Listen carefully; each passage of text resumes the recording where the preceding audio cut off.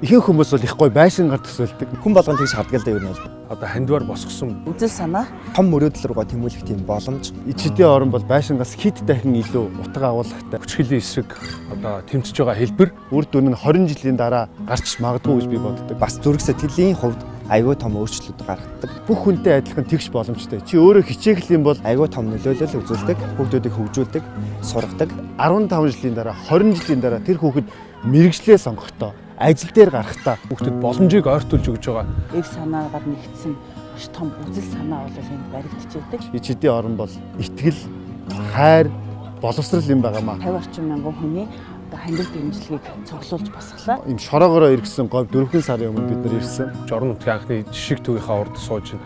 Ингээл хүүхдүүд гүйлдээл Сайныг нь илүү том дэлгэрүүлээд Бид нэгтгэж аваад 21 аймагт аль ч аймаг дараагийн төвшөнд энэ төслийг аваад энэ сэтгэл зүйн үйлчлэгээ ойртож очих ёстой гэсэн ийм зорилготой жишиг төв юм аа.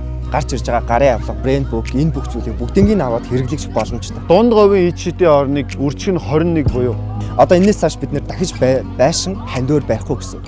бүх хүүхдүүдэд гэрлийг аваадсан юм төсөл болно гэдэгт бид нар итгэж байгаа.